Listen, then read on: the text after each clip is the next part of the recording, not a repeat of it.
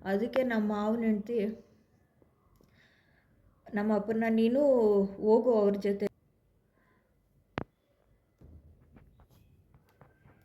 ಹೇಳಿದ್ರು. ಆಮೇಲೆ ಅವರೇ ಧೈರ್ಯ ಕೊಟ್ಟರು. ತುಂಬ ಜನ ಇದ್ರು ಸರ್ಕಲಲ್ಲಿ. ನೀನು ಭಯ ಪಡಬೇಡ, ಏನೂ ಆಗಲ್ಲ, ನಾವೆಲ್ಲ ಇದ್ದೀವಿ, ಹೋಗಿ ನೀವು ಹೋಗ್ಬಿಟ್ಟು ಬೆಳಗ್ಗೆ ಬನ್ನಿ ಅಂತ ಕಳಿಸಿದ್ರು. ಆಮೇಲೆ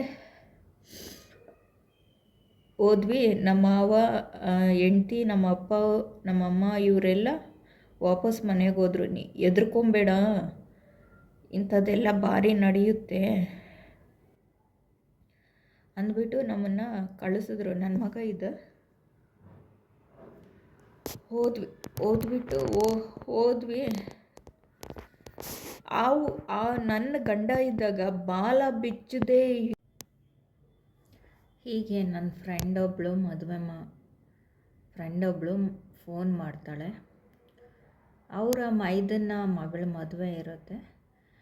ಯಾಕೆ ನೀನು ನನ್ನ ಮೈದನ ಮಗಳ ಮದುವೆಗೆ ಬಂದಿಲ್ಲ ಅಂತ ಕೇಳ್ತಾಳೆ. ನಾನು ಹೇಳ್ತೀನಿ, ಇಲ್ಲ, ನನಗೆ ಅವ್ರು ಇನ್ವಿಟೇಷನ್ ಕೊಟ್ಟಿಲ್ಲ, ಆ ವ್ಯಕ್ತಿ ನನಗೆ ಕರೆದು ಇಲ್ಲ, ಯಾವ ಮದುವೆ ಆಯಿತು ಅನ್ನೋದು ಗೊತ್ತಿಲ್ಲ. ಆ ವ್ಯಕ್ತಿ ಬಂದು ನಮ್ಮ ಯಜಮಾನ್ರದ್ದು ಕ್ಲೋಸ್ ಫ್ರೆಂಡು.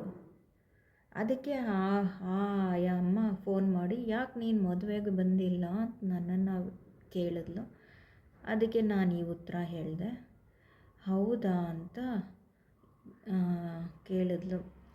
ಏಕೆಂದರೆ ಈಗ ನನಗೆ ಗಂಡ ಇಲ್ಲ, ಅದಕ್ಕೆ ಇವಾಗ ನನ್ನ ತಾತ್ಸಾರವಾಗಿ ನೋಡೋದು ಜನ, ತುಂಬ ಕೀಳಾಗಿ ನೋಡೋದು. ನನ್ನ ಗಂಡ ಇದ್ದಾಗ ಕೈ ಎತ್ತು ಮುಗಿತಾ ಇದ್ದರು.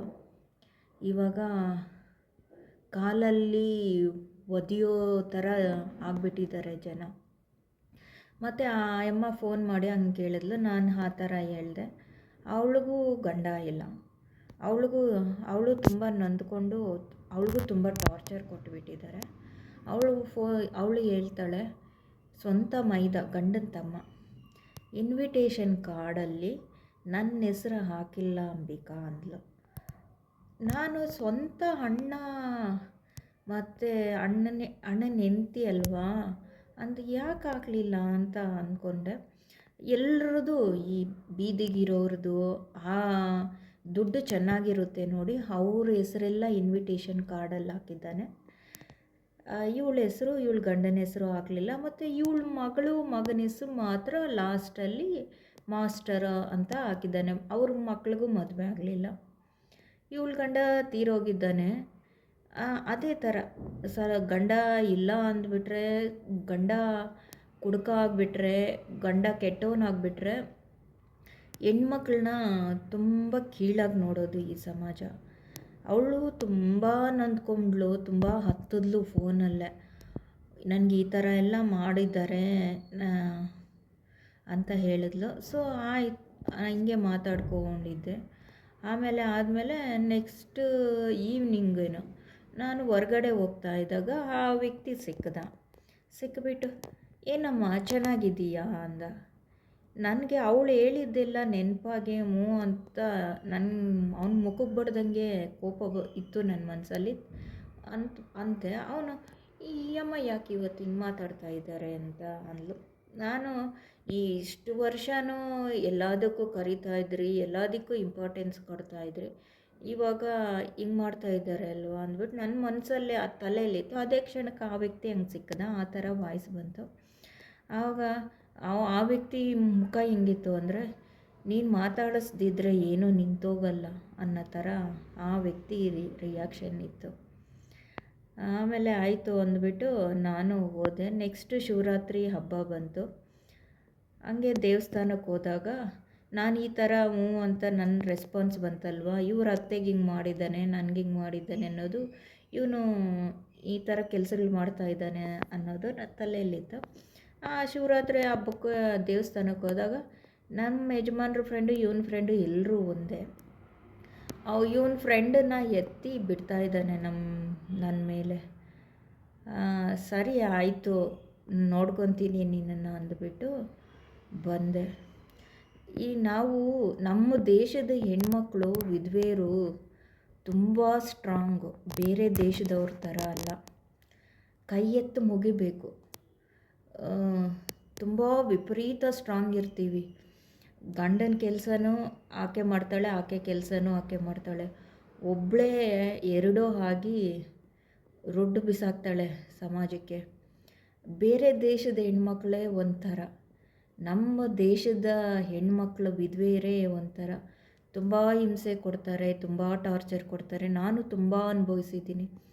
ಏನಾದರೂ ಒಂದು ಚೆನ್ನಾಗಿರೋ ಬಟ್ಟೆ ಹಾಕ್ಕೊಂಬಿಟ್ರೆ, ಬಿಚ್ಚು ನೀನು ಈ ಥರ ಬಟ್ಟೆ ಹಾಕ್ಕೊಂಬರ್ಬಾರ್ದು ಅಂತ ನನ್ನನ್ನು ಒಂದು ಸತಿ ಬಿಚ್ಚಿಸಿದ್ದಾರೆ. ಚೆನ್ನಾಗಿಲ್ದಿರೋ ಬಟ್ಟೆ ಹಾಕ್ಸಿ ಕರ್ಕೊಂಡು ಹೋಗಿದ್ದಾರೆ. ತುಂಬ ನೋವು ತಿಂದಿದ್ದೀನಿ. ಅದು ಬೇರೆ ಯಾರೂ ಅಲ್ಲ, ನನ್ನ ಕಡೆಯವರೇ, ತುಂಬ ಇಂಪಾರ್ಟೆಂಟ್ ವ್ಯಕ್ತಿ. ಇರಲಿ. ಮತ್ತು ಒಂದು ಸತಿ ಮದುವೆಗೆ ಹೋದಾಗ ಹಿಂಗೆ, ಈ ಮದುವೆಗೆ ಹೋದಾಗ ನಮ್ಮ ಮೈದಂದಿರಿದ್ದಾರೆ, ಸ್ವಂತ ಮೈದ ಅಲ್ಲ, ನಮ್ಮ ಮಾವ ತಮ್ಮನ ಮಕ್ಕಳಿರ್ತಾರೆ. ಅವರು ನಾವೆಲ್ಲ ಒಂದೇ ರೂಮಲ್ಲಿ, ಅವ್ರ ಹೆಂಡ್ತೀರು ಅವ್ರ ಮಕ್ಕಳು ಎಲ್ಲ ಇರೋಂಗೆ ಆಗುತ್ತೆ. ಬಟ್ ಆಕೆ ಕರೆದುಬಿಟ್ಟು, ನಮ್ಮ ಯಜಮಾನ್ರದ್ದು ಇನ್ನು ಸ್ವಂತ ಇವಳು, ಅವಳ ಹೆಸರು ತೆಗಿಯೋದೇ ಬೇಡ, ಕರೆದುಬಿಟ್ಟು ಅಲ್ಲಿ ಎಲ್ಲೋ ಒಂದು ಲಾಡ್ಜ್ ಬುಕ್ ಮಾಡಿದ್ದಾಳೆ. ಬುಕ್ ಮಾಡಿಬಿಟ್ಟು, ನಮಗೆ ಗೊತ್ತಿಲ್ಲ, ಬುಕ್ ಮಾಡಿಬಿಟ್ಟು ನೀವು ಇಲ್ಲಿರಬೇಡಿ, ಅದು ತುಂಬ ದೊಡ್ಡದು ಹೋಟ್ಲು, ಅಲ್ಲಿಗೋಗಿ ಇಲ್ಲಿ ರೂಮುಗಳು ಯಾರ್ಯಾರಿಗೆ ಸಾಲಲ್ವೋ ಅವ್ರಿಗೆಲ್ಲ ಆ ಲಾಡ್ಜಲ್ಲಿ ರೂಮುಗಳನ್ನ ಬುಕ್ ಮಾಡಿದ್ದೀವಿ ಅಂದ್ಬಿಟ್ಟು, ಇಲ್ಲಿ ನಮ್ಮ ಮೈದಂದಿರನ್ನ ದೂರ ಮಾಡಿಬಿಟ್ಟು, ಹೋಗಿ ಇವರು ಬರ್ತಾರೆ, ಇವ್ರಿಗೂ ಬುಕ್ ಮಾಡಿದ್ದೀವಿ, ನಮ್ಮ ಮೈದಂದಿರಿಗೆ ಇವ್ರಿಗೂ ಬುಕ್ ಮಾಡಿದ್ದೀವಿ, ಇವರು ಬರ್ತಾರೆ ಆ ಲಾಡ್ಜಲ್ಲಿ ಅಂತ. ನನ್ನ ಸಂಬಂಧಿಕರು ನೋಡ್ತಾ ಇದ್ದರೆ ಇವಳು ಯಾರು ಅಂತ ಗೊತ್ತಿರುತ್ತೆ. ಹೋಗಿ ಅಂದ್ಬಿಟ್ಟು ಕಳಿಸಿದ್ಲು. ಮತ್ತು ನಾವು ಅದು ಎಷ್ಟು ನಮ್ಮ ಮನೆಗೂ ಆ ಚೌಟ್ರಿಗೂ ಏನೂ ಅಷ್ಟು ದೂರ ಇಲ್ಲ. ನೀವು ಮನೆಗೆ ಹೋಗಿ ಅಂದರೂ ನಾವು ಆರಾಮಾಗಿ ಮನೆಗೆ ಬಂದುಬಿಡ್ತಾ ಇದ್ವಿ. ಆ ಲಾಡ್ಜು ಅದು ವೈಟ್ ಫೀಲ್ಡಲ್ಲಿ ಬರುತ್ತೆ. ಆ ವೈಟ್ ಫೀಲ್ಡ್ಗೂ ನಮ್ಮ ಮನೆಗೂ ಎಷ್ಟು ದೂರ. ನಾವು ಹೌದೇನೋ, ಈ ಚೌಟ್ರಿಯಲ್ಲಿ ಇರೋರು ಸಂಬಂಧಿಕರು ಎಲ್ಲರೂ ಬರ್ತಾರೆ, ಅವ್ರಿಗೂ ರೂಮುಗಳು ಬುಕ್ ಮಾಡಿದ್ದಾರೆ ಅಂದ್ಬಿಟ್ಟು ನಾವು ಆ ರೂಮ್ಗೆ ಹೋಗಿ ಇದ್ದರೆ ಯಾರೂ ಇಲ್ಲ. ಬೇಡಪ್ಪ, ಈ ನಮ್ಮ ಸಂಬಂಧಿಕರು ಯಾರೂ ಇಲ್ಲ, ನಮ್ಮ ಮೈದಂದಿರು ಯಾರೂ ಇಲ್ಲ. ಆಮೇಲೆ ಸರಿ ಅಂದ್ಬಿಟ್ಟು ಆ ಲಾಡ್ಜಿಂದ ನಾನು ನನ್ನ ಮಗ ನೈಟು ರಿಸೆಪ್ಷನ್ಗೆ ಬಂದ್ವಿ. ರಿಸೆಪ್ಷನ್ಗೆ ಬಂದರೆ ನನಗೆ ತುಂಬ ದುಃಖ ಆಯಿತು, ತುಂಬ ಹಿಂಸೆ ಆಗಿಬಿಡ್ತು. ಆವಾಗ ಏನಪ್ಪ ಈ ಥರನಾ ಅಂದ್ಬಿಟ್ಟು, ನಾನು ಯಾರಿಗೂ ಹೇಳೋಲ್ಲ ನಾನು ಅಂದ್ಬಿಟ್ಟು ಅವಳು ಆ ಕೆಲಸ ಮಾಡಿರೋದು. ಅದೇ ಟೈಮ್ಗೆ ಮದುವೆ ಚೌಟ್ರಿಗೆ ನಮ್ಮ ಅಪ್ಪ, ನಮ್ಮಮ್ಮ, ನಮ್ಮ ಮಾವನ ಹೆಂಡ್ತಿ, ಇವಾಗ ನಾನು ಹೇಳಿದ್ನೆ ಅಲ್ವಾ ನನ್ನ ಫ್ರೆಂಡ್ ಫೋನ್ ಮಾಡಿ ಬಿದ್ವೆ ಅವಳು, ಇವರೆಲ್ಲ ಬಂದಿದ್ದರು. ನಾನು ನಮ್ಮ ಅಪ್ಪ ಅವರು ಗುಂಪಲ್ಲಿದ್ದರು. ನನಗೆ ಹೆದರಿಕೆ ಆಗ್ತಾಯಿತ್ತು. ನಾನು ಹೇಳ್ಬಿಟ್ಟೆ, ಈ ಥರ ಎಲ್ಲ ಮಾಡಿದ್ದಾರೆ ಅಂದ್ಬಿಟ್ಟು. ಅದಕ್ಕೆ ನಮ್ಮ ಮಾವನ ಹೆಂಡ್ತಿ ನಮ್ಮ ಅಪ್ಪನ, ನೀನು ಹೋಗು ಅವ್ರ ಜೊತೆನೇ ಅಲ್ಲಿರು, ಬೆಳಗ್ಗೆ ನೀವು ಮನೆಗೆ ಬಂದುಬಿಟ್ಟು ಡ್ರೆಸ್ಸೆಲ್ಲ ಎತ್ಕೊಂಬರ್ತಾರೆ ಅಂದ್ಬಿಟ್ಟು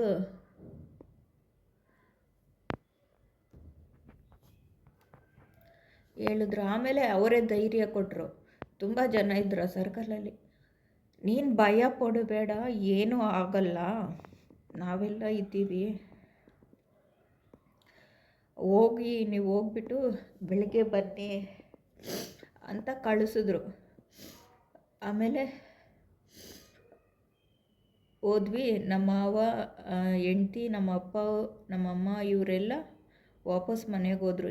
ಹೆದರ್ಕೊಂಬೇಡ, ಇಂಥದ್ದೆಲ್ಲ ಭಾರಿ ನಡೆಯುತ್ತೆ ಅಂದ್ಬಿಟ್ಟು ನಮ್ಮನ್ನು ಕಳಿಸಿದ್ರು. ನನ್ನ ಮಗ ಇದ್ದ. ಹೋದ್ವಿ. ಆವು ಆ ನನ್ನ ಗಂಡ ಇದ್ದಾಗ ಬಾಲ ಬಿಚ್ಚದೇ ಇರೋ ಇವೆಲ್ಲ ಇವಾಗ ದೊಡ್ಡ ಇವಾಗ್ಬಿಟ್ಟಿದ್ದಾವೆ. ಬಾಯಿ ಮುಚ್ಕೊಂಡು ಮೂಲೆಯಲ್ಲಿ ಬಿದ್ದಿರೋವು ಈಗ ದೊಡ್ಡ ತುಂಬ ಎಗರ್ತಾ ಇದ್ದಾವೆ. ಸರಿ ಹೋಗ್ಬಿಟ್ಟು ಬೆಳಿಗ್ಗೆ ಬೇಗ 5 ಗಂಟೆಗೆ ನಾವು ರೂಮೆಲ್ಲ ಖಾಲಿ ಮಾಡಿಬಿಟ್ಟು ಬ್ಯಾಗೆಲ್ಲ ಎತ್ಕೊಂಡು ಬಂದುಬಿಟ್ರೆ ಆ ಬ್ಯಾಗನ್ನು ನೋಡಿಬಿಟ್ಟು ಆಕೆ ತಾಯಿ ಎಲ್ಲ ಹಿಂಗೆ ನೋಡ್ತಾ ಇದ್ದಾರೆ.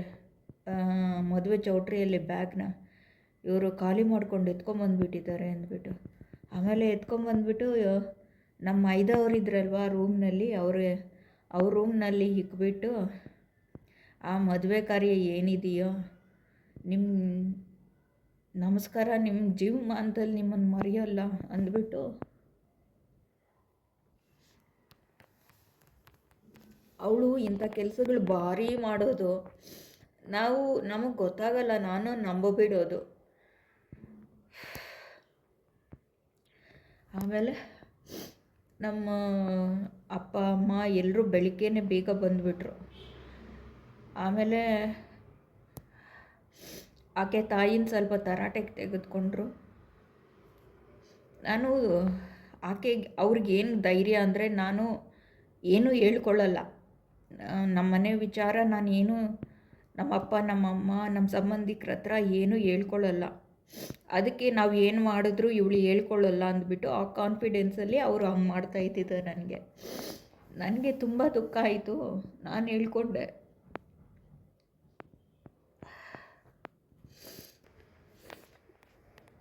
ಈಕೆ ಯಾರು ಅಂದರೆ ನಮ್ಮನೆ ಕೆಳಗಡೆ ಇದ್ದಾಳೆ ಅಲ್ವಾ, ಅವಳು ಚಿಕ್ಕ ಮಗಳು.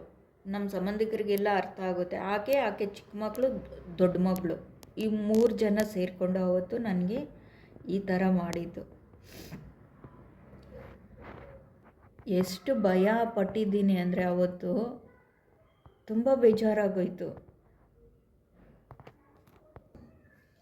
ಗಂಡ ಇಲ್ಲ ಅಂದರೆ ತುಂಬ ಕೀಳಾಗಿ ನೋಡ್ತಾರೆ, ಹಾಕಿ ತುಳಿತಾರೆ.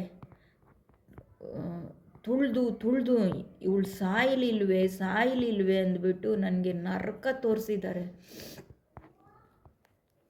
ಕೆಳಗಡೆ ಇದ್ದಾರೆ ಅಲ್ವಾ, ಆಕೆ ದೊಡ್ಡ ಮಗಳು ಮಗನ ಮದುವೆಯಲ್ಲಿ ಆಗಿದ್ದು ಈ ಇನ್ಸಿಡೆಂಟು. ಇವಾಗ ಇದನ್ನೇ ತುಂಬ ಎಗರ್ತಾಳೆ ಅವಳು. ಆ ಚಿಕ್ಕವಳು ವಿಪರೀತ ಎಗರೋದು ಅವಳು. ತುಂಬ ಬೆದರಿಕೆ, ದೊಡ್ಡವಳು ಹಂಗೇನೆ ಬೆದರಿಸೋದು, ಬೆದರಿಕೆ ಹಾಕೋದು ತುಂಬ ಮಾಡಿದ್ದಾರೆ, ತುಂಬ ಮಾಡ್ತಾಯಿದ್ದಾರೆ. ಇರಲಿ ಅದಕ್ಕೂ ಒಂದು ದೇವ್ರನ್ನವನು ಇದ್ದೇ ಇರ್ತಾನೆ. ನಿನ್ನ ಮಗನ ಮದುವೆ ಆಗೋದಕ್ಕೆ ಬಿಡೋದಿಲ್ವೇ ಅಂದಿದ್ರು ಒಂದು ಸತಿ. ನಾವು ಏನು ಬೆದರ್ಕೊಂಡು ಇಲ್ಲ. ನಾವು ತುಂಬ ಸ್ಟ್ರಾಂಗ್ ಇರ್ತೀವಿ. ಆವಾಗಿನ ಥರ ಎದ್ರುಕೊಂಡು ಮೂಲೆಯಲ್ಲಿ ಕೂತ್ಕೊತಾ ಇರಲಿಲ್ಲ. ಇವಾಗ ಚಾಮುಂಡಿಗಳಾಗಿ ಬಗೆಯೋ ಅಷ್ಟು ಸ್ಟ್ರೆಂತ್ ಬಂದುಬಿಟ್ಟಿದೆ. ಇಲ್ಲ ಅಂದರೆ ನನ್ನನ್ನು ಇಷ್ಟೊತ್ತಿಗೆ ಸ್ಮಶಾನದಲ್ಲಿ ಮಲಗಿಸ್ತಾ ಇದ್ದರು. ನಾನು ಒಬ್ಬೊಬ್ಬರನ್ನು ನೋಡ್ತೀನಲ್ವ, ಈ ಗಂಡ ಸತ್ತೋಗಿರೋರು ತುಂಬ ಸ್ಟ್ರಾಂಗ್ ಇದ್ದಾರೆ. ಅವ್ರ ಮಕ್ಕಳನ್ನ ಹೆಂಗೆ ಸಾಕ್ತಾರೆ ಗೊತ್ತಾ? ಈ ತಂದೆ ತಾಯಿ ಇರೋರು ಕೂಡ ಸಾಕೋದಿಲ್ಲ, ಆ ರೀತಿ ತಮ್ಮ ಮಕ್ಕಳನ್ನ ಸಾಕ್ತಾರೆ. ವಿಪರೀತ ಸ್ಟ್ರಾಂಗ್ ಇರ್ತಾರೆ ಗಂಡ ಇಲ್ದಿರೋರು.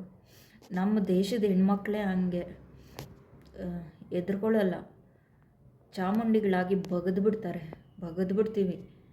ನಮ್ಮಂಥವ್ರ ಸುದ್ದಿಗೆ ಬರಬೇಡಿ. ನಾವು ಹಾಕೋ ಶಾಪುಗಳು ಹಂಗೆ ತಟ್ಟುತ್ತೆ.